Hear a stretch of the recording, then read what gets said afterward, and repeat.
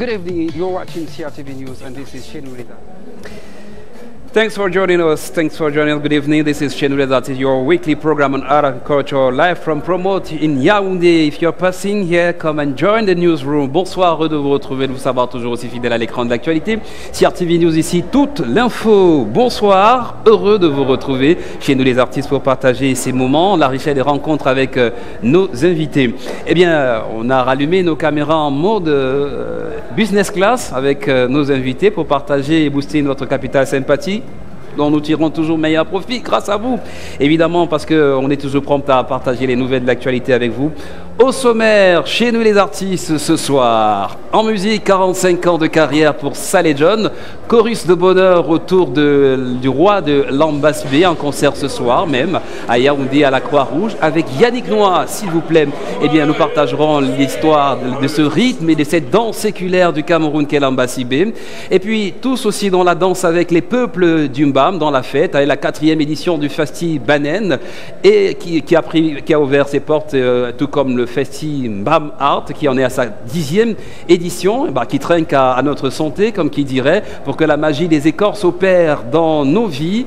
Eh bien, on partagera des dernières nouvelles aussi avec vous. Un bref aperçu aussi pour un souhait, longue vie et prospérité à Sa Majesté Elvis Ngémeni Api. Ce sont des souhaits entendus dans la cour royale de Balengou, qui a vu son nouveau roi sortir du Lakam. Nous prendrons la route des chefferies, justement, dans un programme éponyme pour aussi parler du célèbre Masque Touka qui sera exposé à la grande saison culturelle camerounaise à Paris.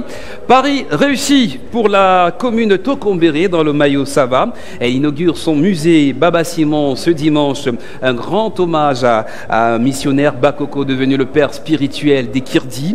Eh bien, nous parlerons aussi, pour comprendre, nous passerons un coup de fil à Alain Mazda, un fils spirituel de Baba Simon. Et pour terminer, coup de maître pour une chanteuse de grand talent, Cécile Eke, sous les lumières du Black History Month Showcase. Bonne note musicale pour elle, qui aura fait part du Amra Virtual Academy organisé par l'ambassade des États-Unis. Ils ont reçu leur certificat. Cécile Eke, ce soir, qui est sur notre plateau, était sur ce podium. Elle est venue nous présenter son tableau de Noël. Bonsoir, bienvenue chez nous les artistes. Bonsoir, Hilaire Pancui. Bonsoir, Steve. Je ne vous ai pas oublié, on annonce que dans l'actualité qui arrive, il y a le festival Djan Djan Menjan, oui, inédit, le balafon pour pousser le balafon, c'est cela? Ah oui, le festival Djan Djan Menjan, n'est-ce pas, ce sera la grande fête des balafonistes, n'est-ce pas? C'est un festival qui permettra de mettre en exergue des balafonistes. Nous en parlerons tout à l'heure dans l'art de se comprendre et dans nos figures de style. Cécile Eke, bonsoir. Bonsoir Steve. Un doyen est en fête ce soir, Saleh John. Quand on dit Ambasbé, vous savez danser? Ouais, j'ai essayé souvent et voilà, en tout cas tout le monde a essayé, tout le monde qui l'a vu faire à la télé avec son chapeau, on était tous intéressés à faire pareil quoi. C'est comme qui dirait, c'est notre Ambasbé, on se fera plaisir en tout cas, on va le célébrer, on va accompagner ce moment-là. Chez nous les artistes ce soir, petite pause avec cette promenade, avec pourquoi pas un clip Angola, qui est le vôtre, mais habillé par des images de la ville. Si vous sortez vous balader, peut-être vous verrez ceci dans la nuit.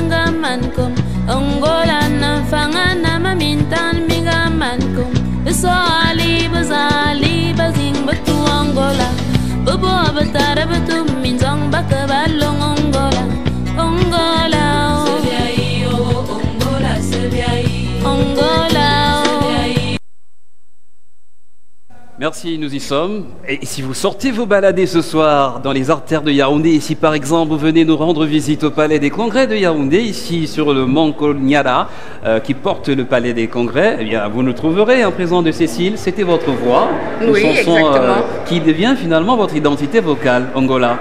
Finalement, c'est ça. J'avais envie de dire qu'au milieu de ces belles images, j'ai envie d'apparaître là. C'était tellement beau. Super, merci. Alors, nous parlons de ce AMA comme American Music Abroad, oui. Virtual Academy. La restitution, c'était jeudi. Voilà. Oui. Comment ça s'est passé avant même de nous présenter le projet? Alors, AMA, c'est un projet justement porté par le gouvernement américain au travers de l'ambassade des États-Unis. On a participé à un masterclass en 2020 et puis après, on a procédé à une sélection où on a retenu 3 Camerounais.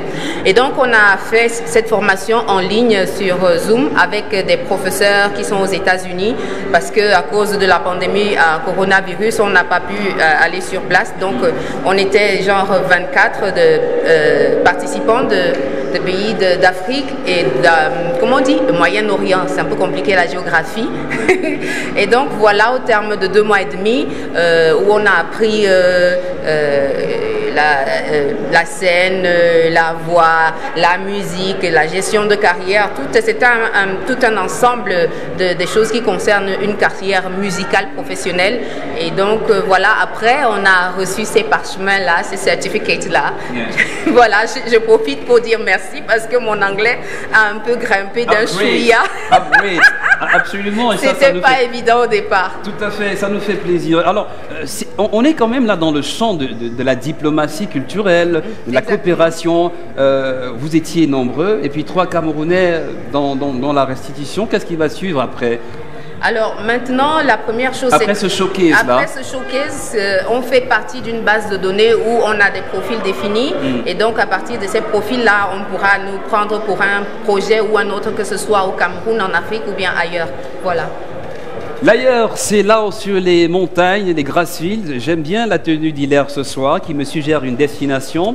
Eh bien, vous avez peut-être entendu parler du festival Ngui Nou, c'est à Bamendou. La 55e édition vient de s'achever et ça nous donne l'occasion de parler de la route de chefferie, du projet Route de chefferie, qui est un projet inédit, qui a organisé une conférence sur le masque Touka hier vendredi au palais de cette chefferie située dans le département de la Ménoire, région de l'Ouest Cameroun. Et l'objectif de cette conférence était de dévoiler le visage caché de cet objet culturel et patrimonial, un masque, peut-être vous l'aurez en image tout à l'heure, qui est l'un des objets phares de la grande saison culturelle du Cameroun en France, au musée des Quai Branly. Ce sera d'avril à juin 2022.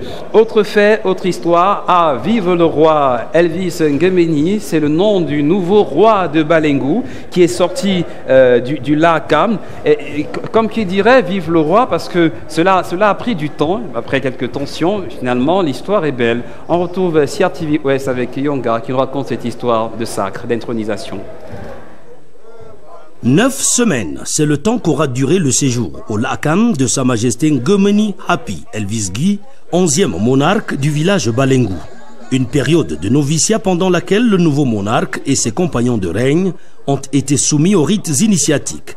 Une fin de cycle d'initiation marquée par une sortie triomphale et en fanfare dans le strict respect des us et coutumes. Le début a été très compliqué parce que je m'y attendais pas. La seule chose qui peut nous accompagner, c'est l'unité et l'amour. Et je pense que pour construire le village, s'il n'y a pas la paix ni l'amour, on ne pourra rien faire. Une place des fêtes du Palais Royal prise d'assaut par de nombreux curieux, fils et filles Balengou et d'ailleurs, mais surtout de nombreuses personnalités venues faire allégeance au nouveau roi et vivre ce moment historique. Celui-là qui a été appelé à porter la destinée du peuple Balengou sort ragaillardi, vigoureux, puissant et sur les jambes. Il a dit qu'ensemble avec sa communauté, ils vont porter haut le flambeau du groupement Balengou. Le roi est mort, vive le roi. Une ère nouvelle s'ouvre ainsi pour le peuple Balengou qui entend jouer sa partition en restant soudé comme un seul homme derrière son roi pour booster le développement intégral de Balengou. Le mot développement est aussi à la une de la 10e édition du festival Mbam Art qui a ouvert ses portes à Bokito et à Bassia dans le département du Mbam. Mais avant, le temps avait été donné parce que la terre de Ngoro profitera d'un musée désormais dont la première pierre a été posée. Voici l'ambition nourrie par quelques promoteurs de ce festival, dont Camille Mouté Abidias.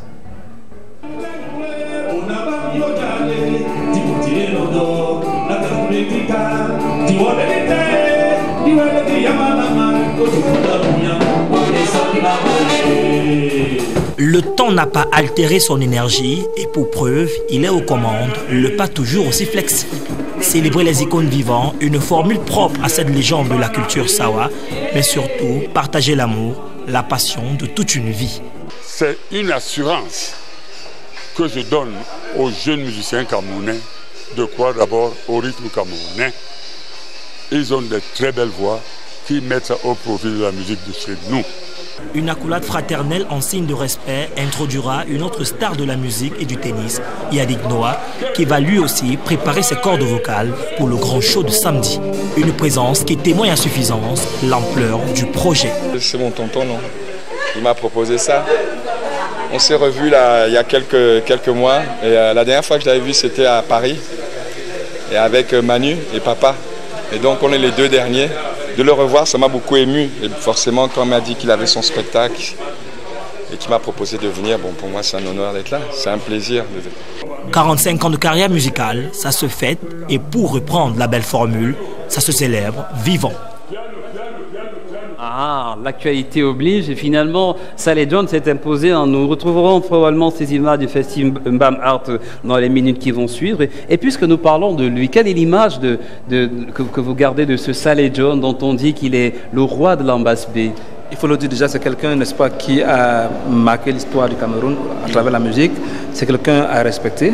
Je pense qu'il y avait ses enjambées, n'est-ce pas, qui reste toujours aujourd'hui, que j'ai toujours aimé, mais je n'ai jamais pu, n'est-ce pas, danser comme lui, malheureusement. Ah oui, par contre, vous savez jouer du balafon. De toutes les façons, on vous retrouvera dans quelques minutes pour que vous nous parliez à la fois du Njan Menjan, mais aussi du Rumsiki Kwaya, qui est un chœur célèbre de ce Cameroun qu'on aime. Et nous parlerons également de la petite académie musicale où vous formez les enfants à jouer du balafon. Ouais, tout à l'heure, nous aurons le bonheur d'avoir le professeur Paul Abouna, anthropologue, qui nous aidera à comprendre, notre invité, qui nous aide toujours à venir répondre aux questions d'actualité. Il nous parlera de ce Mbam Art, justement, de ce Mbam qui est un creuset de civilisation à part, qui est l'épicentre de nombreux courants de migration et qui célèbre sa fête dans les Mbam et Inubu et Mbam Ekim. La suite, chez nous les artistes, et si nous parlions de Baba Simon, tout à l'heure on annonçait un appel téléphonique que nous passerions à Alain Masdar, qui est journaliste, mais également promoteur du festival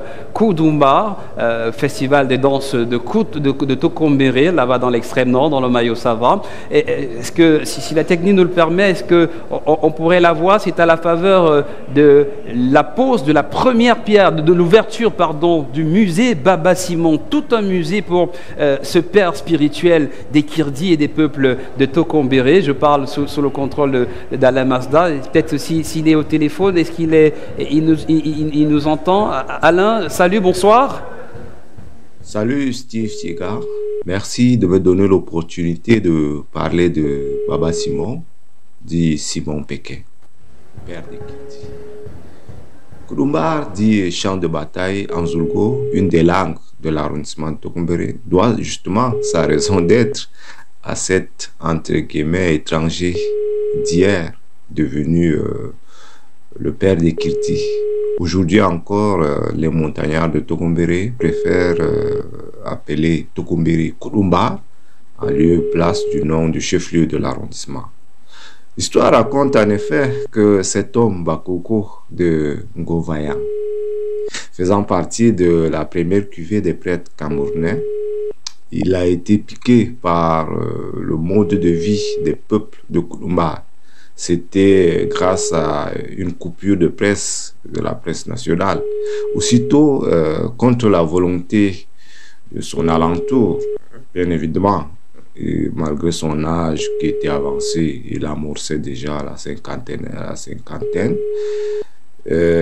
il craignait qu'il se rende en terrain inconnu, notamment dans le nord Cameroun, pour annoncer l'évangile. Quelle ne fut pas sa surprise en arrivant. Il découvre un peuple qui connaît Dieu, des hommes et des femmes attachés aux valeurs d'humanisme, un sens d'hospitalité sans pareil, une haute estime d'eux-mêmes. Le prêtre catholique, un tantinet, s'est dit que ceux qui l'ont dissuadé d'y aller avaient raison. Il décide malgré tout de vivre comme eux, marcher les pieds nus, vivre en toute humilité, se débarrasser de tout subterfuge, etc. Il a même adopté l'alimentation locale, mangeant du couscous, du mil accompagné de sauce gombo, boire dans une calebasse, boire de la bière locale, encore appelée bilbil. Aussitôt, Simon Péké devient Baba Simon. Il devient Baba Simon, Baba signifiant père, papa. Le missionnaire poussa même plus loin son intégration au point d'être l'un des chantres du syncrétisme religieux aujourd'hui. Il a remplacé le calice par la calebasse, des chants religieux en chant local, en langue locale, des chants religieux en langue locale, et participé au sacrifice à Dieu organisé par des différents grands prêtres de la montagne de Koudoumba. Et eux, vice-versa, venaient à l'homélie. Même les musulmans ne manquaient pas de lui rendre la politesse. Voilà pourquoi, depuis 1975, après sa mort, son passage est resté indélébile dans l'inconscient collectif des Camerounais par-delà l'arrondissement de Tokombéré. Je suis un de ses arrière-petits-fils, fils de son catéchiste de première heure, nommé Ngouloumdar André, qu'il a connu sur le tard. À la Mazda, oui, vous ne partez pas peut-être, et ça tombe bien, c'est précisément pour cette raison que nous vous avons sollicité, pour partager la richesse de cette mémoire qu'est Baba Simon pour le peuple les peuples de Tokombéré. J'ai sur le plateau ici le professeur Paul Abouna qui nous en donnera une compréhension plus éclairée tout à l'heure, mais c'est quand même un Baba Simon qui aura, avec Jean-Marc Ella, le sociologue, contribué à nourrir le syncrétisme religieux. Qu'est-ce qu'il y aura précisément dans ce musée-là, Alain Mazda? Vous parliez d'un dynamisme nouveau. Il y aura quoi? Qu'est-ce qu'on pourra voir qui vient de Baba Simon?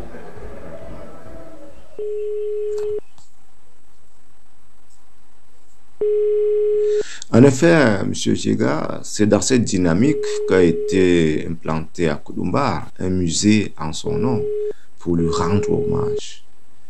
Des objets lui ont appartenu, notamment sa paire de lunettes, sa soutane et ses soutanes, son chapelet, son chapeau et même son lit modeste sont là pour témoigner du passage de cet homme atypique qui a fini par devenir Kirdi, parlant même allègrement le Mada, le Zulgo, le Mouyan, le Démé, le Molko, le Foufounte, etc. Vous trouverez également dans ce musée quelques portraits des grands prêtres de la montagne qui l'ont connu et qui l'ont invité, notamment chez Glissa, etc., qui, dans leur tenue simple et naturelle, avaient fini par marquer cet homme qui est venu de la forêt, mais qui est devenu aujourd'hui un montagnard de Koudoumba, tout simplement. Le musée est aussi un lieu chargé de symboles pour transmettre aux générations futures l'humanisme de cet homme qui s'est attaché à rien, sinon qu'à la fraternité. Il y a justement dans ce prolongement de perpétuation de la mémoire de cet homme, il y a 2 ans, il a été lancé un un festival de danse traditionnelle des peuples de la montagne, que nous avons organisé avec 4 de mes camarades d'âge, La relation, justement, c'est que nous avons fait le collège Baba Simon, un collège qui a été construit et créé en 1990 en sa mémoire, où nous avons, lors des passerelles, des séances, des cours sur la tradition, et au travers de ça, nous avons jugé que comment prolonger la mémoire de cet homme, et nous avons jugé que c'était bien au travers d'un festival. Je peux citer Moussa Yaya, Gon Bertol et d'autres personnes. Donc nous, au travers de ce festival, nous faisons un point d'honneur pour perpétuer ce qui a fait la richesse des peuples de la montagne à travers la danse traditionnelle originelle des peuples de la montagne, les rites, les chants, les costumes, l'artisanat d'art, la sculpture, la joaillerie, les arts de la table. Le festival biannuel qui marque sa deuxième marche en décembre 2022 sera un moment de grand hommage à notre père, Baba Simon. Je rappelle qu'il est l'un des Camerounais que l'Église catholique est sur le point de béatifier. Merci Steve Stiega, merci pour cette opportunité que vous nous donnez de parler de ce Camerounais qui s'est retrouvé chez lui à Tokombéré, à Koudoumba, et qui a marqué de sa vie, de ses œuvres, l'inconscient collectif de tous les Camerounais. Merci. C'est nous qui vous remercions et bonsoir là-bas à Tokombéré, là au-dessus les montagnes de Koudoumba. Bonsoir professeur Paul Abouna. Bonsoir Steve. Vous êtes anthropologue et à chaque fois que je vous invite, c'est pour nous aider à répondre à quelques questions d'actualité. Ce n'est pas un sujet qui est nouveau pour vous. Bonne nouvelle, un musée pour Baba Simon. Oui, c'est une très bonne nouvelle. C'est un acte de reconnaissance qui vient se superposer à bien d'autres. Vous savez qu'il y a toute une littérature très abondante sur Baba Simon. Il y a eu des thèses de doctorat, des mémoires qui ont été soutenues sur Baba Simon. Et en plus de cela, il y a actuellement un procès en canonisation de Baba Simon. Pour qu'il soit saint. Pour qu'il soit saint, parce que c'est un prêtre de l'Église catholique romaine. Et je crois que c'est un acte de reconnaissance superposé à tous les autres que ce personnage mérite amplement. Et je ne sais pas si vous me donnez très rapidement une minute pour illustrer cela. Vous savez que pour comprendre le sacrifice de Baba Simon, il faut peut-être l'inscrire dans la dialectique de disjonction et de conjonction. La disjonction, c'est des contrastes. Il vient du sud, il va au nord, du peuple Bakoko. Du peuple Bakoko, il va chez les Kirdis, et il y a la forêt d'un côté, la savane de l'autre. Et pour ceux qui peuvent se mémorer le contexte idéologique de cette époque-là, vous savez que le Sud était dominé pendant la colonisation et pendant les années qui ont précédé, qui ont suivi les indépendances, par une idéologie marxiste portée par l'UPC. Et je pense que la répression contre cette idéologie-là a été dirigée par le pouvoir qui venait du Nord, et qu'un sudiste prenne la peine d'aller au Nord à cette époque-là, avec tous ces contrastes-là. Je crois que c'est un mérite aujourd'hui, parce qu'au-delà donc de cette disjonction, il a créé une conjonction. Il a créé non pas des murs entre le Sud et le Nord, mais des ponts. Il a créé des liens vraiment qui sont presque sécularisés. Et je pense que si on lui ouvre un musée aujourd'hui, il faudra peut-être que ce musée-là porte l'étiquette. Ce musée apporte l'emblème de l'ouverture, de l'altérité, de l'amour pour autrui. Un pont culturel, c'est l'âme d'un Baba Simon qui aura été, on rappelle, ce fils Bakoko devenu le père des Kirdis, spirituellement aussi. Au secours de notre mémoire, Hamina Habiba nous raconte l'histoire.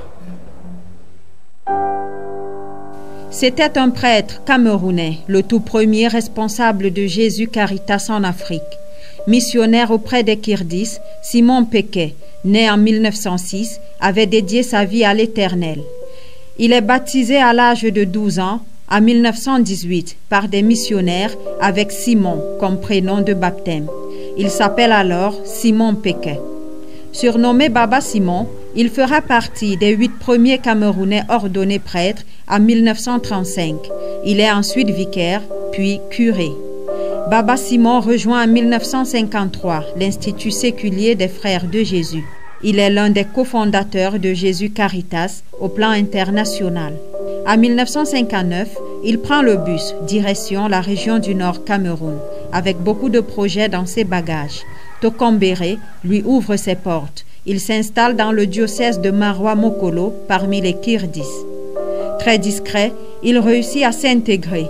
Aux côtés des fidèles, Baba Simon lutte contre la misère. Son évangélisation est alors une empreinte de prière et de charité. Il devient très vite le chantre de la kirtitude. Épuisé, il meurt le 13 août 1975 à Edea, loin de Tokombéré, où il aurait aimé être inhumé. Cité en exemple de prêtre par le pape Benoît XVI, sa procédure de béatification est en cours. Vivement. L'histoire continue cette fois avec un roi de ce qui s'appelle Ambasbe au Cameroun, et nous en parlerons tout à l'heure sous votre contrôle, professeur Abouna, Cécile Eki aussi. D'ailleurs, je ne sais même pas comment, difficile de vous caser, artiste musicienne, une gardienne du patrimoine audiovisuel aussi, ça nous enchante que vous soyez là sur ce plateau. Mais rapidement, je vous amène sur une scène que vous connaissez, la Case des Arts, qui a été la scène de préparation, de répétition pour Saleh John, et s'il vous plaît, il n'est pas seul, parce que j'ai parlé d'un chorus autour de lui, il sera avec Yannick Noah ce soir, mais allez voir avec nous les moments chaleureux, remplis d'accolades, hein, pour partager ces moments-là, comme Yannick Noah le disait, heureux d'être aux côtés d'un père, et ils promettent un show spectaculaire. Escale à Rufo-Dangono. On s'est revus il y a quelques mois, et la dernière fois que je l'avais vu, c'était à Paris. Et avec Manu et papa. Et donc on est les deux derniers. De le revoir, ça m'a beaucoup ému. Et forcément, quand il m'a dit qu'il avait son spectacle et qu'il m'a proposé de venir, bon, pour moi c'est un honneur d'être là. C'est un plaisir de jouer avec les musiciens. Ça me fait plaisir. Et quand on voit des gens qui ont des carrières comme celle-ci, moi qui aime beaucoup la musique, c'est stimulant de voir les anciens. On n'écoute plus assez les anciens, on ne les suit pas assez. Donc la moindre des choses, c'est déjà donner la parole, les écouter et les soutenir. Donc oui, c'est une carrière extraordinaire qui a duré plus de 4 décennies, c'est incroyable. Aujourd'hui, je vais jardiner la confiance au cœur des artistes qui n'ont pas su suivre le chemin de l'art, qui ont compté plutôt pour d'autres choses, c'est-à-dire le combat des droits d'auteur, aller faire du business. Oubliant que la musique est jalouse plus qu'une femme. Fais de la musique, de l'argent va te suivre. Les droits d'auteur même vont te suivre. Donc aujourd'hui, me voilà. Je ne lutte derrière rien. Je ne fais que chanter, composer et tout. Je vis. C'est tout un honneur de pouvoir organiser les 45 ans d'une idole en fait, d'une légende. Papa Saleh mérite d'être célébré vivant. Vous avez vu, on a perdu nos grands artistes, Manu Dibango, Koti François, et maintenant on a perdu le dernier en date, Kotostoni. On ne va pas continuer à les célébrer post-mortem. Non, on doit les célébrer quand ils sont vivants. Et c'est ça qui nous a motivés, franchement, de tenir. Pourtant, on n'a pas grand-chose, mais on s'est lancé comme ça pour justement réussir les 45 ans. Et c'est en bonne voie.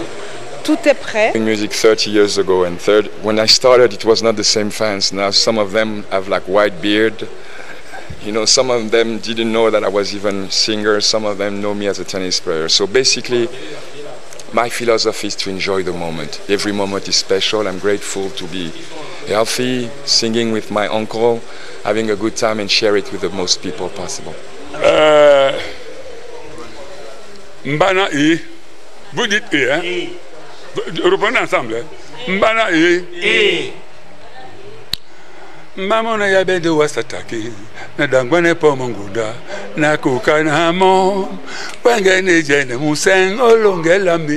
Ça dit je suis né sous la poussière, grandi avec cette poussière. Aujourd'hui, je suis en train de voir le bénéfice, mes circonstances atténuantes. Je suis en train de les voir au seuil de ma vieillesse. Alors que papa motam sombo mama pe oyunga kwata tola dawo sukudu idibai bubo sita ndeje mi alaloba yo namundi musangi, alors que mon père n'était qu'un pêcheur de poisson. Et ma mère ne vendait que du dolo. Pour aller même à l'école comme petit déjeuner, c'était que des palmistes et de la feuille verte. Mais ma foi, mon soupir d'aisance et de courage, aujourd'hui, c'est-à-dire les portes du bonheur me sont ouvertes aussi. Ah oui, qu'est-ce que c'est émouvant. Un Saleh John toujours plein de joie, à l'image même de son ami Manu Dibango. Je crois qu'ils sont de la même sève finalement. Oui, c'est très bien d'être comme ça parce que même quand il sourit au travers de la télé, on a envie de sourire avec lui, il nous emporte dans son ambiance. C'est super de garder ça toute une vie, quoi. L'Ambass B qu'on gardera aussi, ce trésor sorti d'un moment tumultueux de la vie du Cameroun, je parle de la colonisation, finalement une rose qui a poussé sur, comme qui dirait, un fumier. L'Ambass B, rythme métissé par excellence. On rappelle aussi que le Ngondo 2019 a rendu un immense hommage à Saleh John, illustre promoteur de cette Ambass B. On verra qu'il y a eu des pionniers avant lui. CRTV News et CRTV Production en ont fait d'ailleurs un document pour retracer la trajectoire de l'Ambass B. Vous pouvez retrouver ce document, ce webdoc en ligne, signé Serge Pout. Mais entre-temps, quand même, je partage avec vous ces moments-là, avec vous, professeur Paul Abouna. C'est un Saleh John célébré à la fois sur les scènes musicales et par l'assemblée traditionnelle Sawa. Aujourd'hui, on peut jubiler de ce que c'est un métissage, c'est un rythme et c'est une danse issue des mélanges encore, et c'est ce qui fait notre richesse finalement. Oui, c'est ce qui fait notre richesse et c'est ce qui fait d'ailleurs la richesse de la culture. La culture, aucune culture au monde n'évolue en vase clos. Et Saleh John nous montre aujourd'hui que la colonisation n'a pas été qu'un phénomène mortifère. C'est le fait d'avoir créé et surtout d'avoir contribué à la promotion de l'Ambass B montre que l'Ambass B est un acte de résilience. Résilience au sens où on a tiré quelque chose de positif sur un phénomène qui a priori était mauvais, était mortifère, était dénoncé, lequel phénomène est bien évidemment la colonisation. Et je pense que cet hommage-là soit rendu à Saleh John aujourd'hui n'est qu'un juste retour d'ascenseur. D'autant plus que nous avons vu Saleh John prester avec les plus grands monuments de la musique camerounaise et les plus grands monuments même de la musique africaine. Aujourd'hui, qu'est-ce qui nous reste d'autre? Vous avez suivi dans les témoignages de tout à l'heure, là, les Manous sont partis, les Nkoutis sont partis. Je crois que l'un des derniers ancêtres vivants qui nous reste pour ce qui est de la musique côtière, c'est bel et bien Saleh John. On va vous offrir un régal sans égal dans notre zapping de l'histoire tout à l'heure. Vous verrez Manu, vous verrez Henri Njo et vous verrez Saleh John dans un moment de régal musical autour d'un verre. On y arrivera.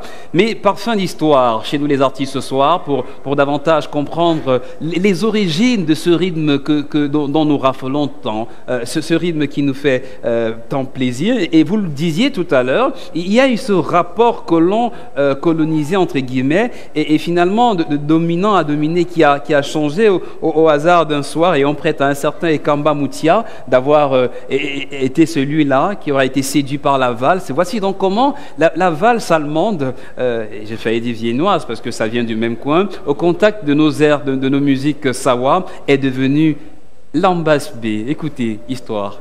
Les Blancs allemands à l'époque qui sortaient le Ambass B quand ils dansaient avec comment on appelle ça, l'accordéon. Les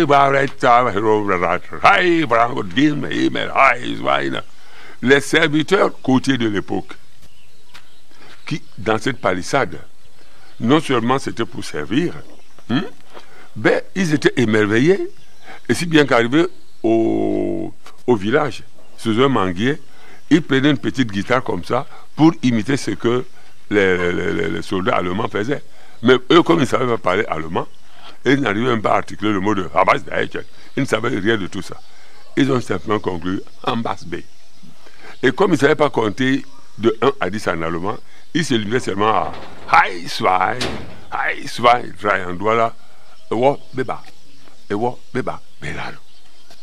Et ils ont inventé donc maintenant à leur manière une façon de danser et ils ont appelé ça Ambass B. Croyant qu'ils sont en train de le dire comme les Anglais, les Allemands. Non, mais ce mot de Ambass B, c'est resté inné dans les bouches de tous les côtés. Au plan musical, je vous dis que ce rythme d'accordéon allemand là, hein, c'est ça qui a inspiré les jeunes guitaristes au quartier avec leur guitare artisanale pour faire le rythme. Parce qu'ils n'allaient pas jouer plus que ça. Avec ça, ça fait le rythme en basse B. Quand ils inspiraient les pas, c'était pour essayer de faire comme les Allemands. Mais comme ça ne pouvait pas être pareil, bon, le peu qu'ils ont acquis là, c'était de faire comme ça. Pam bam, pam bam, pam bam, pam bam. Et cette danse, c'est eux à l'époque. Mais, heureusement, de génération en génération, les côtiers de tous bords ont commencé à éparpiller la connaissance tout petit. On a évolué tout en ajoutant quelques pas de plus pour ce qui était dansé aux années 40 et ainsi de suite. Avant d'aller revisiter l'histoire, on peut quand même mettre un point majeur sur la chorégraphie de la joie. Je le dis pourquoi? Parce que Saleh John, c'est un danseur-chanteur, finalement, à la fois, qui fait de ses spectacles des sites d'exposition de l'élégance de Sawa. Parce que la danse, c'est avec le sanja, c'est avec le kaba. C'est vrai qu'il y a son danseur albinos, le chapeau. Ouais, il est... Pour un magicien, je t'assure. Je faisais venir comme voilà. Ça, c'est magnifique. On espère qu'il sera sur la scène de ce soir. Exposition de tenues, on le disait tout à l'heure. Une offre forte appréciée, surtout pour la chorégraphie, professeur Abouna. Oui, la chorégraphie, bon, le chapeau, on peut dire que c'est la cerise sur le gâteau. Oui. Mais la chorégraphie, il faudra peut-être la domicilier dans l'imaginaire culturel sawa et négro-africain. Vous savez qu'il existe une connivence importante entre le chant et le soleil. Par exemple, chez les petits, le chant s'appelle Bia. Et chez les Égyptiens antiques, le soleil s'appelait Via ou bien Vian. Et vous savez que c'est le même mot que les petits utilisent pour désigner le soleil.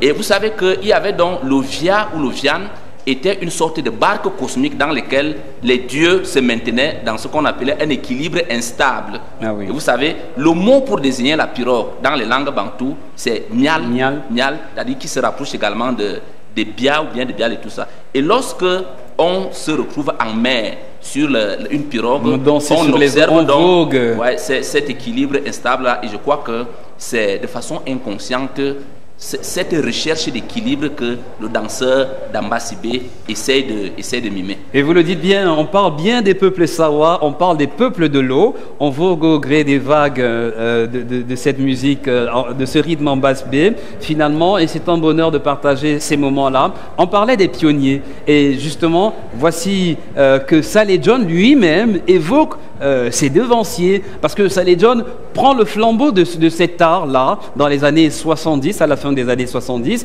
mais avant lui, il y en a un, et puis il a la bonne mémoire vive pour nous en parler. Il y avait des Bangu Bamkeke à Pongo là-bas, très bons chanteurs et bons guitaristes à l'époque. Et si vous allez à Pongo aujourd'hui, il y a même des jeunes qui sont en train de prendre la relève en chantant l'Ambasvé. Bon, ils ont même eu la chance qu'il y a une radio là-bas à côté qui ne fait que jouer ça nuit et jour. Pongo. Et il y avait aussi à Koumassi le père Ekamba Moutia qui m'a motivé. Le père Ekamba Moutia qui m'a motivé. Et il y avait un Paco Belmont vers Koto à Daïdo là-bas. Un monsieur, il était d'Abo. Les Abo. On les appelle l'Enkoun. Et en gros, Bankoun. Bon. Maintenant, au rond-point d'Aïdo là, aussi c'est le chef qui s'appelait Eboumbadine. Voilà les noms qui ont tenu l'Ambasse B des années durant de 58, je crois. Ainsi de suite, jusqu'au jour où Saleh John tout doucement. Et nous en sommes heureux, voilà, heureux de vous avoir doyen, gardien de l'histoire. Heureux, et tant qu'ils sont vivants, c'est aussi important, comme on l'a entendu tout à l'heure, il faut leur rendre hommage quand ils sont encore vivants. Ben, moi, je suis même en train de lui dire merci parce que j'ai reçu beaucoup aujourd'hui. C'est une grosse leçon que j'ai reçue. Et pendant que je regarde, je me dis, oui, ils ont customisé la valse. Je crois qu'aussi, le bol, c'est une sorte de customisation aussi de cette valse-là du côté du Sud Cameroun. Je ne sais pas, parce que le professeur Abounaï, là, peut-être qu'il est plus avisé. Il y a une très grande connivence entre les peuples du littoral et les peuples du sud.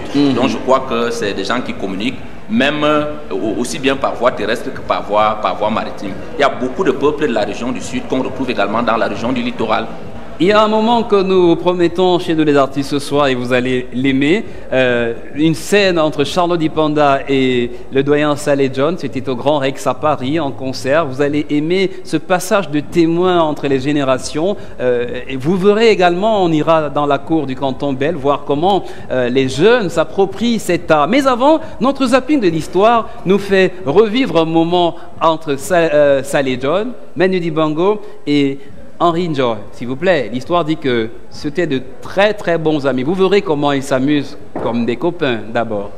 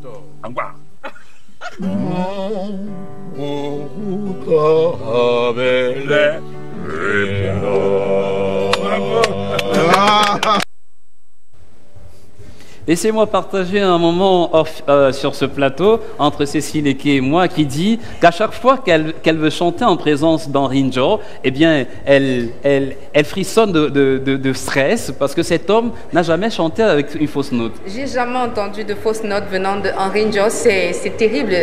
Même jusqu'à ce moment-ci, je ne l'ai jamais entendu chanter faux. Et du coup, quand souvent tu te représentes, tu es en face d'une telle personne, tu te dis, ah, il faut que je fasse attention parce que là, la note... Voilà, prof, quand vous êtes là, on aime parler d'histoire, on aime parler de ces humanités-là. Il y a quand même sur Internet, quand vous tapez en basse B, sur Wikipédia, par exemple, ce site à contenu participatif, on renvoie directement le lien à la baie d'Ambas. La baie d'Ambas, mais il semble, comme le montre l'instituteur du MOA, cette page que nous animons sur Twitter, que la ville de Limbé, dont vous connaissez l'histoire, qui s'est d'abord appelée Victoria, avant de devenir Limbé, en hommage à la reine d'Angleterre, a été fondée par le missionnaire Alfred Saquet. Mais avant, il y avait une terre qui s'est appelée la baie d'Ambas. Et quand vous disiez, les historiens nous disent, et là je fais un clin d'œil au professeur Séou, qui nous a aidé dans cette recherche-là, Ambas vient de British Army Base, c'est-à-dire la base armée de la Grande-Bretagne à l'époque. Donc c'est cette fusion-là qui donne Army Base, dont la déformation va donner Ambas Bay, la baie d'Ambas, qui n'a rien à voir avec l'Ambas Bay. D'ailleurs, le doyen Saleh John nous a donné l'origine de l'expression Ambas Bay. Et c'est pour ça que nous partageons ce moment sur les antennes de CRTV News. C'est aussi ça, faire de l'écran un tableau de l'histoire. Ce n'est pas fini. Je nous invite à parler du Mbam Art, professeur. Et je sais à quel point ce sujet vous passionne quand on parle du Mbam. C'est un sujet qui me passionne énormément parce que l'Umbam, c'est je peux dire c'est mon terroir, parce que l'Umbam m'a donné le DEA, j'ai fait le DEA sur l'Umbam, j'ai fait ma thèse de doctorat sur l'Umbam. Le nom que je porte, Abouna, il est originaire du Mbam. Le groupe auquel j'appartiens, le groupe Betty, il vient du Mbam. Et je crois que lorsqu'on parle du Mbam, je me reconnais comme étant membre de ce terroir-là. Et je pense que tous les Camerounais devraient se reconnaître comme étant liés au Mbam d'une façon ou d'une autre.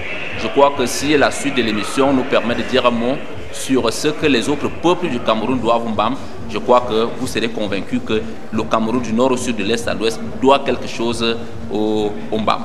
10e édition du Festival Mbam Art avec la complicité de la réalisation. Peut-être aurons-nous ces images de Camille Mouté-Avidias et de James Onobiono, des voix fortes qui portent ce projet. Mais en attendant, disons-le comme vos professeurs, on a tous quelque chose de Mbamois en nous. D'ailleurs, cette terre qui est un peu un creuset de civilisation, qui a un épicentre de tous les mouvements migratoires. Vous allez nous en parler. Mais avant, la 4e édition veut mettre un point majeur sur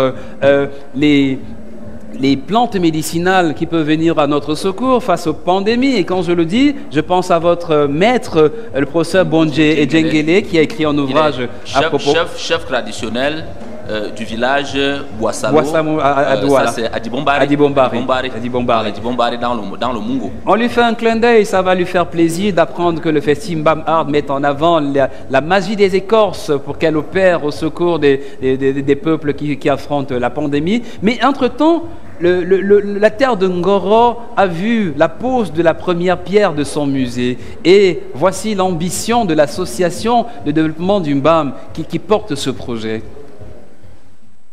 Nous mettons la main à la pâte pour qu'on ait l'un des plus grands musées que nous aurons dans le Mbam. La joie ne peut être qu'immense pour quelqu'un comme moi.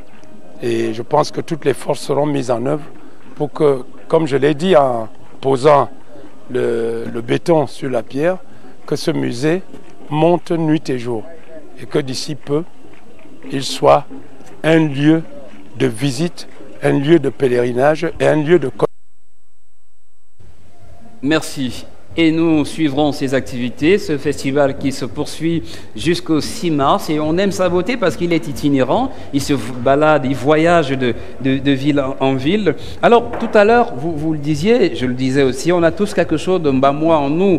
Ce grand Mbam qui porte le centre du Cameroun, Yoko, qui est aussi une sorte de rond-point dans l'histoire des migrations du Cameroun. Oui, il y a Yoko, mais il y a d'autres localités. Il y a par exemple Ndiki, il y a par exemple Nituku, il y a par exemple Ngoro, vous avez cité Ngoro. Et là, je voudrais peut-être citer, pour lui rendre hommage, le professeur Mbakon Angré. Il a été maire de Ngoro, il m'a enseigné à l'université. Oui. Je crois que ça lui ferait plaisir que je cite son nom. Et Ndiki, et vous savez, vous ne pouvez pas parler du Mbam sans évoquer avec beaucoup d'émotion un patriarche comme le père Bélioquin Jean-Baptiste. Donc vous voyez, et le Mbam a ceci de particulier. Je ne vous coupe pas, on fait un clin d'œil au professeur Daniel Aboua qui est de Nyokon. Qui est également du Mbam. Voilà. Ils sont nombreux. Et le Mbam a ceci de particulier qu'il est le carrefour de plusieurs fleuves, de plusieurs grands cours d'eau. Et vous savez, le Mbam, comme la Sanaga, qui passe à travers le département du Mbam, représente pour le Cameroun ce que le Nil a représenté à l'Égypte et pour l'Afrique centrale. Donc ça fait que chaque peuple du Cameroun doit quelque chose au Mbam. Si vous prenez les langues, les noms par exemple, à Tangana, c'est un nom petit, mais la signification vous vient du Mbam. À Tangana vous dit partager. Si vous prenez par exemple Noir, ça nous vient du Touki. Si vous parlez de langue, justement, la réalisation nous propose de belles images là sur le tableau des langues du Mbam. Il y en a au moins 8. C'est énorme, c'est beaucoup, une richesse incroyable. Non, il y en a même une cinquantaine. Ouais. Il y a avec les dérivés. Avec les dérivés, il y a même les pygmées dans le Mbam. Il y a les pygmées dans le Mbam. On appelle les pygmées Bédjan. Oui, les pygmées Bédjan. Après Ngoro, après Ngoro, il y a Njitam. Et après Njitam, là, il y a des pygmées. Donc je crois qu'il y a un foisonnement de langues. Et puis il y a un foisonnement de religions. Un foisonnement de religion, un foisonnement de rites et surtout la symbolique numérale. Vous verrez par exemple que beaucoup de peuples du Cameroun considèrent les chiffres 7 et 9 comme des chiffres divins. À l'ouest, vous allez voir dans les chiffreries traditionnelles de l'ouest, le collège des 7 notables, les Kamsambia, le collège des 9 notables, les Kamve. On a ce matériau, mais la signification nous vient du Mbam. Parce qu'en réalité, Dieu, on ne le prononce pas. Comme on ne le prononçait pas en Égypte. Et dans le Mbam, dans certaines langues du Mbam, en l'occurrence le Touki, on ne prononce pas le chiffre 7. Il existe, on ne le prononce pas. Le chiffre Nek existe, on ne le prononce pas. Pour dire 7, on dit Biaratu, Nimon aussi, c'est-à-dire 6 plus 1. Pour dire 9, on dit Bielma, Nimon aussi, c'est-à-dire 8 plus 1. Je rappelle que le professeur Daniel Paul Abouna est l'auteur d'un livre sur on va dire l'anthropologie numérale, entre la culture et les chiffres. Vous verrez beaucoup de peuples du centre, du sud, du littoral, du nord-ouest. Du nord-ouest viennent du Mbam. Ngonso, qui a fondé la chefferie Tika de Banso, elle était une Tika du Mbam. Ceux qui ont fondé la chefferie Tika et tout ça, vous verrez chez les petits, les Nyamanga. Vous savez, ici à Aouja. Aouja, là, au niveau du commissariat. Il y a une communauté. Il y a une communauté qu'on appelle l'Informanga. Les Informanga ont une souche dans le Mbam qu'on appelle les Nyamanga. C'est bon de le savoir. Les Nyamanga. Vous avez les Tchekani dans le Mbam, mais qu'on retrouve chez les Etones, les Mbokani. Vous avez un certain nombre, les Essérés dans le Mbam, qu'on retrouve chez les Etones, les Essélés, les Ndoxen, chez les Bassa et consorts. Donc je crois que vraiment, nous pouvons passer toute une journée à démontrer, à illustrer cette connivence-là qu'il y a entre le Mbam et les autres peuples du Je parlerai de son voisin le plus proche, les peuples Manguissa, qui partagent avec les Mbamois l'Ati, c'est-à-dire le Touki. C'est cette langue-là. Dont on dit qu'elle est l'ancêtre de... Elle est l'ancêtre du Beti. Et vous verrez également que les Sani, pour ceux qui connaissent la thèse du professeur Séverin Cécile Abega, vous verrez que les Sani nous vient du Mbam. Un certain nombre de mets gastronomiques nous viennent du Mbam. Les chantes fables, vraiment... Vous voyez que Cécile en est toute heureuse. Oui, enfin, tout ça, c'est beaucoup pour moi. J'aurais dû apporter mon bloc-notes. Mais je voulais lui demander, est-ce qu'il n'y a pas moyen que je leur doive juste cette manière d'onduler le corps comme ça pour danser? Ça m'irait tout simplement. Absolument. J'ai bien envie d'avoir ça aussi. Oui, si vous lisez les ouvrages du professeur Famunongo, vous verrez qu'il parlait de rotondité, les contorsions là. Et ces contorsions-là nous viennent effectivement du Mbam. Et vous verrez que si on pousse des analyses plus loin, le chiffre 9 et le chiffre 7 qu'on évoquait tout à l'heure là, leur représentation figurée en réalité, c'est le cercle ou bien les sinusoïdes ou bien les spirales. Et évidemment, ces contorsions-là nous rappellent les récits, les textes étiologiques qui ont précédé la création. Donc les textes cosmogoniques. Merci professeur Paul Abouna, c'est toujours un régal de vous avoir sur nos antennes. D'ailleurs, pour ceux qui voudraient prendre des notes comme Cécile Eke, la rediffusion de cette émission est courante après 22h30 sur les antennes CRTV News. Mais professeur, les sapeurs, ça vous dit ? Oui, le Congo. Le Congo. Oui. On aura donc des ambassadeurs du Congo, la terre sœur d'à côté. Ici, chez nous, les artistes, ils sont passés... un clin d'œil à l'université Inter-État Cameroun-Congo, parce que j'enseigne là-bas. Oui. Et au coordonnateur de cette université-là, le professeur Foudanjolo. La télé vous salue. Voilà. Ici, chez nous, les artistes. Merci en tout cas, professeur, d'être passé nous voir. Merci. Je continue la balade avec Cécile Eke. J'aurais aimé que vous partagiez les moments de son showcase avant-hier, ici à Yaoundé, la restitution d'un programme qui s'appelle American Music Abroad Virtual Academy, qui est une passerelle, une plateforme de formation et d'essence culturelle entre la terre de l'oncle Sam et notre terre chère du Cameroun. En tout cas, on en parle tout à l'heure.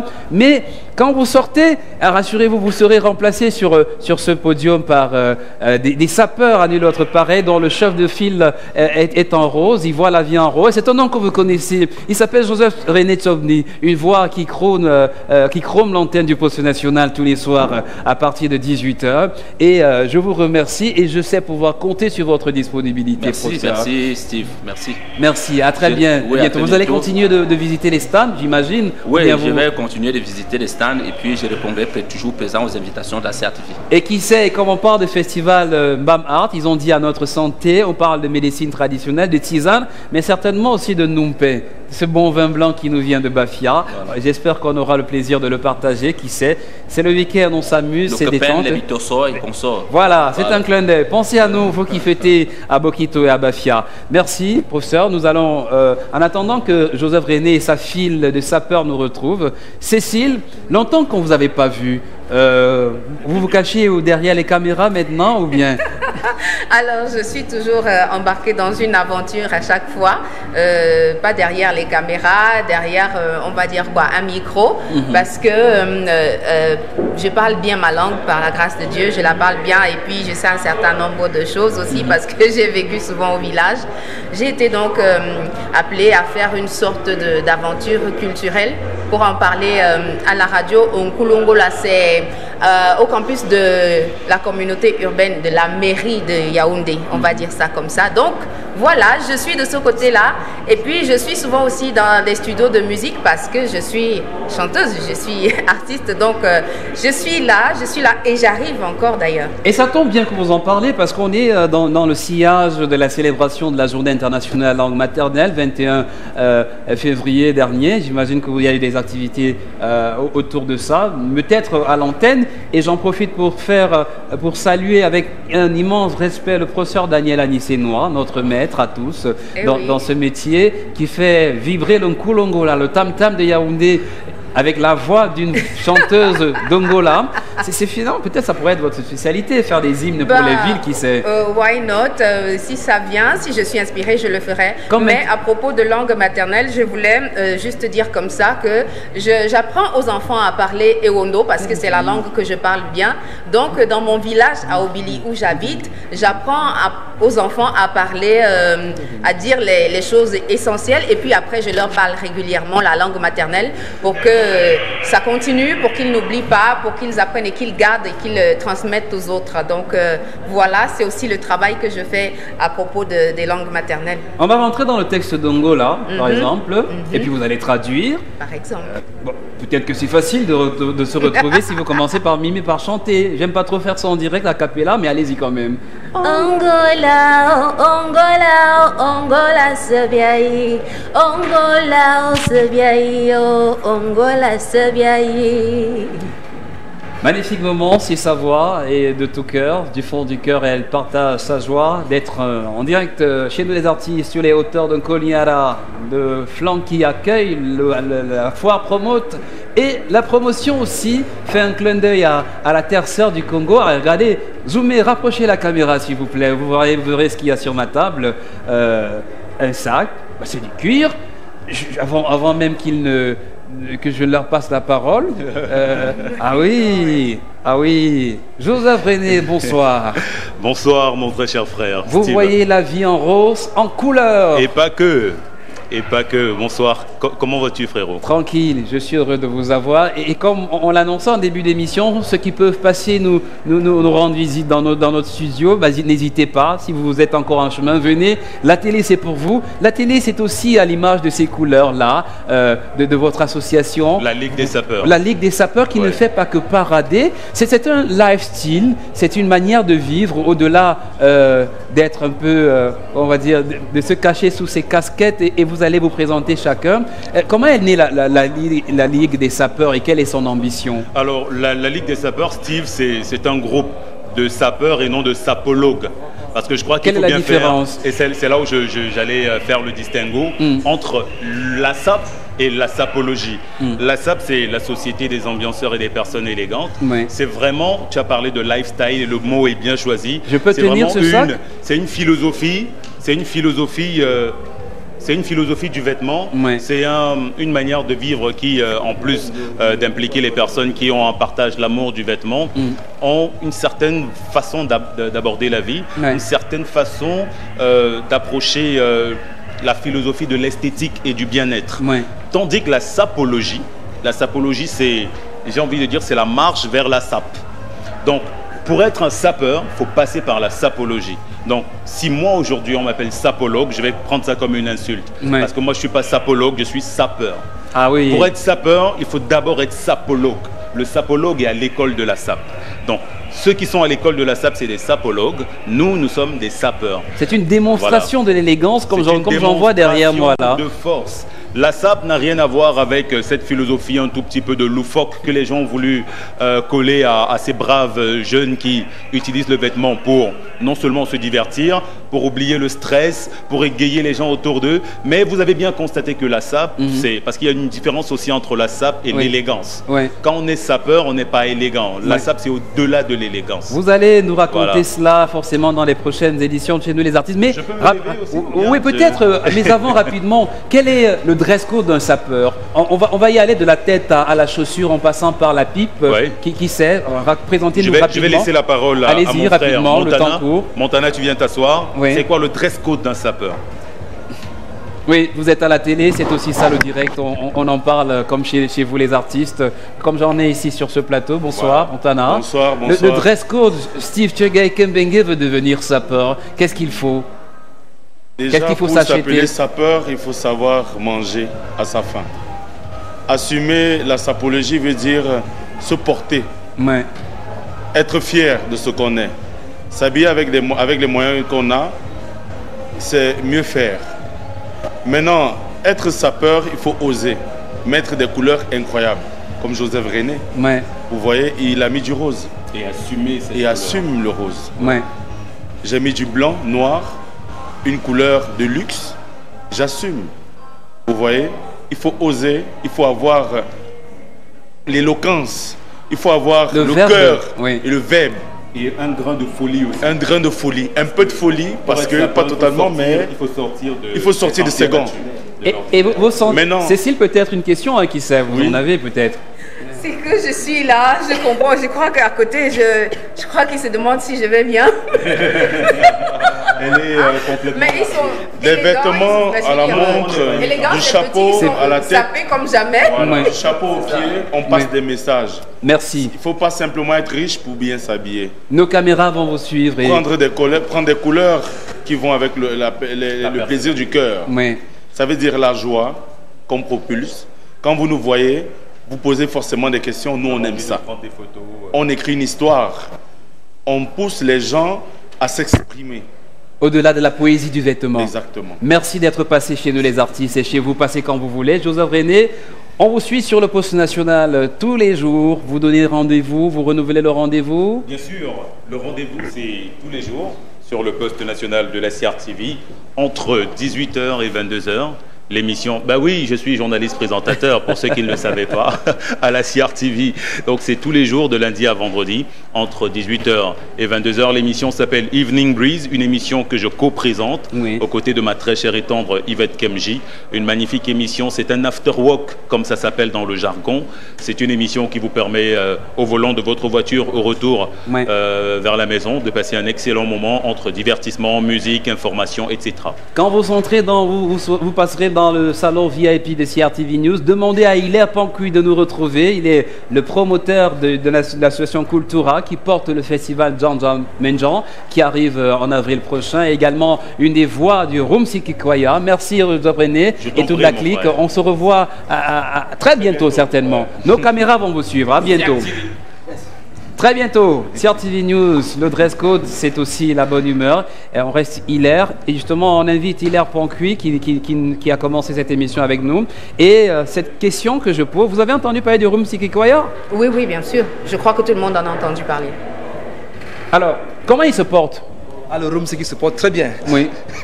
Comment vos activités, les points majeurs, c'est seulement à Bertois? On se meut sur tout le territoire? Non, nous ne jouons pas seulement à Bertois. Nous jouons à Bertois, mais davantage dans tout le Cameroun. Déjà qu'il y a cela quelques jours, nous avons joué, n'est-ce pas? Nous avons donné un concert ici à Yaoundé. Mais il faut le rappeler également, le Rumsiki Koya, c'est le premier groupe au Cameroun à jouer de la musique classique au balafon. Oui, adaptation. Et ça vous parle, toucher du bois comme ça? Customiser, c'est une expression que vous aimez, voilà. Même des grands classiques, on en a vu. Oui, nous avons joué la sonate au clair de lune de Beethoven. Nous avons joué le Grand Alléluia de Handel. Nous avons joué également Echakon. Et il faut le dire, nos musiques, nous avons joué le dernier classique, c'est une musique traditionnelle de chez nous, harmonisée par le professeur Ernst Bechet, qui est allemand, et Limba Dikalo. Ah oui, voilà. Je ne suis pas très fort en son, mais bon, je vais m'y essayer à force de me frotter à vous. Cécile. Tu as fait quelque chose d'intéressant. Ah oui, je peux lever le bras, vive moi-même. On est chez nous les artistes, on s'amuse ce soir, on est à Promote. Alors, Plus sérieusement, on parle du festival Janjan Menjang. Voilà, et on aura des images quelque part là pour illustrer ça, qui arrive du 12 au 16 avril prochain. Oui. Quelle est l'ambition que nourrit ce festival sous le patronat du ministère des Arts et de la Culture? Merci beaucoup de le dire. En fait, c'est un festival international de balafon qui verra la participation des plus grands artistes du monde, dans le monde du balafon. Oui. Le premier, c'est Babanga Nyek, qu'on ne connaît pas beaucoup au Cameroun. L'Ouest Afrique de l'Ouest. Qui est camerounais et qui est le premier, qui est le plus grand joueur de balafon chromatique au monde. Il était le directeur artistique de Were Were Likin, en Côte d'Ivoire. Du festival Kiimboka, la maison Kiimboka à Abidjan. Oui. Voilà. Nous avons également la présence de Ali Keïta, le Malien, qui vit en Allemagne. Nous avons la présence de Jordan Detouillon, le premier diplômé de balafon chromatique, n'est-ce pas, en Europe. Nous avons également la présence, n'est-ce pas, des artistes comme Maya Wakanagahak, qui est suisse, mais davantage de Rumseki Kroya et des groupes locaux. Oui, il faut le dire, il y a des très grands groupes locaux qui seront là, des très grands balafonistes, peut-être que vous ne connaissez pas, ou alors que vous les connaissez peut-être dans d'autres angles, qui seront là, et dont je ne vais peut-être pas citer ce soir. Tous les noms vont toucher du bois sur le balafon pour pousser le bal à fond. On va s'amuser en cette période-là. C'est aussi ces nouvelles, on va prendre les nouvelles de l'école du balafon, parce que vous formez aussi les gamins, vous initiez les enfants, les ados à jouer du balafon. Ah oui, il faut dire Cultura Music Academy et Abetois, n'est-ce pas, et forment les tout petits, parce qu'on se rend compte qu'en fait, et surtout les femmes, nous avons à peu près 6 Vous êtes très présents sur YouTube. Voilà, 6 jeunes filles, je parle des jeunes filles de 4 à 5 ans qui se forment au balafon. C'est une nouvelle génération qui arrive. Oui, donc nous formons au piano, à la guitare, au balafon, au djembé et un peu beaucoup d'instruments. Cécile, vous, c'est la guitare? Ça fait 7 ans que je m'y mets, mais j'ai pas réussi. Je joue 3 chansons, c'est tout. Et je veux pas les jouer en public.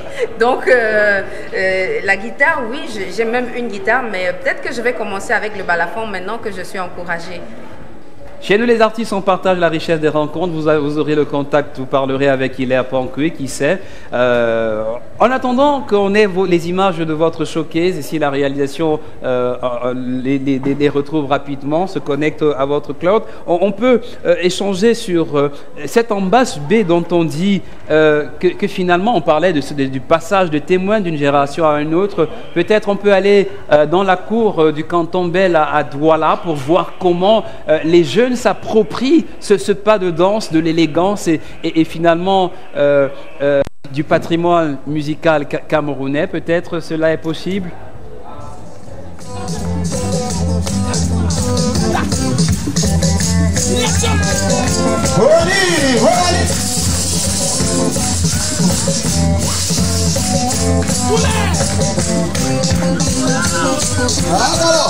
Bravo. Amene. Honi. Aye gilane endanjo. Na teli na go mongo esu mafota na wede wumbore we. Ai tapo apa una moto aye gilane endanjo na.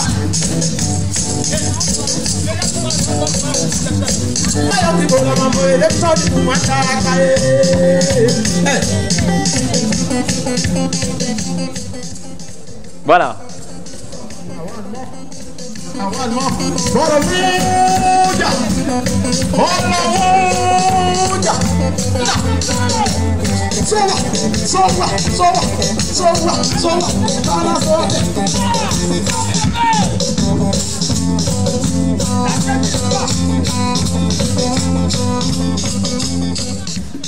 Morceau choisi, on était avec la troupe royale de la cour royale du canton Bel, c'est à Douala. Vous avez vu, ces cas, c'est pas bien esquissé, qui ferait bien plaisir au doyen Saint-Légion, qui, on le rappelle, célèbre 45 ans de carrière, perché sur ses 74 ans. La taille du bonheur. Il est heureux, cet homme, de partager son art et sa joie de vivre avec nous. Un chanteur, danseur, poète dans l'âme qu'on aime. Alors, rapidement, avant qu'on ne partage un morceau choisi de d'une de ses récentes scènes au Grand Rex à Paris, avec la jeune Charlotte Dipanda, je voudrais que vous reveniez rapidement sur les activités du festival qui arrive. Il y aura principalement quoi au menu? Rapidement. Alors, rapidement, nous aurons le balafon des rues, n'est-ce pas? Ce sera le carnaval de balafon dans les mairies et puis la migration vers le musée national. Nous avons la baguette de l'espoir où on va rencontrer les personnes malvoyantes pour leur donner un instant du balafon. Nous aurons également dans les médiations artistiques Nous aurons un grand concert à l'Institut français, n'est-ce pas, de Yaoundé, également dans le grand gala de clôture qui aura lieu au restaurant du Parcours Vita, du Vita Lounge. Ça sera les grandes activités. Nous avons également des masterclass, n'est-ce pas, que nous allons organiser pour permettre, n'est-ce pas, à ces balafonists de pouvoir se réinventer et être des musiciens accomplis. Tout voilà, à fait. Et j'imagine que dans le rang de ceux qui voudront venir savourer, se mettre à l'école du balafon, Cécile qui l'a dit, elle pourrait s'y retrouver. Merci en tout cas d'être venue. Ah, j'ai pas oublié d'apprécier la tenue, votre tenue. Elle est pleine de majesté, elle est très belle. Merci beaucoup, merci beaucoup. Merci de colorer notre antenne avec cette richesse. Cécile, oui. On parle de vous. J'aime toujours vous identifier vous associer à Ongola. D'ailleurs, c'est une chanson que j'écoute avec beaucoup de plaisir ou encore fouettée. Mais je sais quand même que vous êtes en studio. Qu'est-ce que vous préparez? Alors, je prépare un album, mais avant cet album-là, j'ai une sorte d'avant-projet qui est sorti récemment. C'est une chanson qui est intitulée Wake Up Cameroun. C'est une chanson, c'est un featuring, une collaboration avec d'autres chanteuses, donc Liliane Tao, Claudia Fochou et Bibiane Sadé. Donc voilà, c'est un cri de ralliement pour, vous savez, on a une situation, on vit une situation et puis on doit vivre ensemble et tout. Voilà, je me suis dit que des voix de femmes avec la douceur qu'on a, on pourrait donc rallier plus de monde encore autour de ce sujet-là, de cette cause-là. La musique n'adoucit pas seulement les mœurs, mais les cœurs, et on compte sur ces voix de femmes pour porter cette harmonie-là. J'ai le bonheur d'annoncer que dans le supplément, on n'a pas pu avoir vos images, mais dans le supplément de culture de CRTV News, vous revivrez toute la scène en continu et en pleine intensité, en émotion et ambiance du ARMA Virtual Academy. Vous avez presté. On retrouvera ça. Rendez-vous vendredi prochain sur le supplément culture de CRTV News. Mais avant de nous dire au revoir, je vous remercie d'être passé chez nous les artistes. Ici c'est Promo. Merci pour ce capital sympathie dont nous voulons tirer meilleur profit. Et c'est du marketing aussi, vous savez. Allez, très bientôt. Voici qu'on se sépare sur de très beaux pas de danse entre un père et sa fille. Musicalement parlant, Saleh John et Charlotte Dipanda, c'était sur la scène du Grand Rex. Vous allez aimer. Heureuse soirée, soyez heureux. Nous remercions toutes les équipes de la CRTV qui se sont déployées et mobilisées pour que cette émission ait lieu. À très bientôt, CRTV News, ici toute l'info. Prenez soin de vous, au revoir.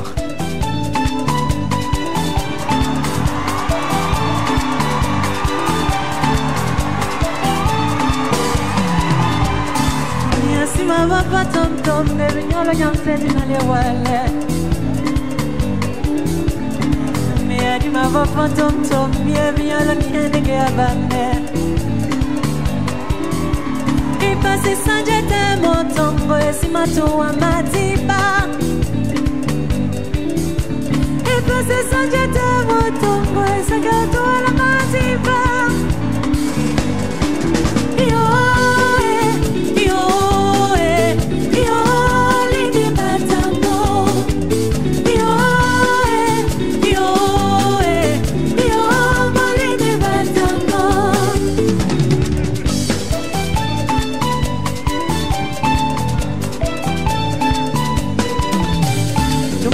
Mama tom tom baby nyala nyamse dinale wale no me adi mama tom tom baby nyala nyane ke abane e passe sanjete mutungo esimato wa matiba e passe sanjete mutungo esagato la matiba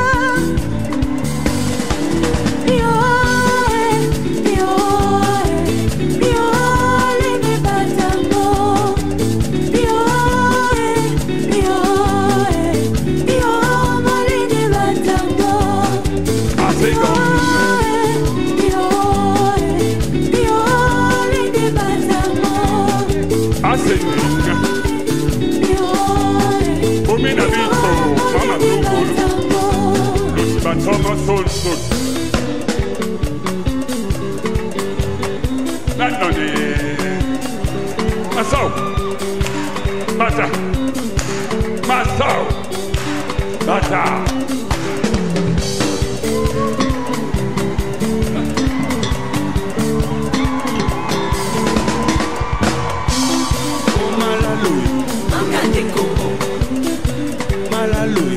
Mangane Congo. Ça. Ça.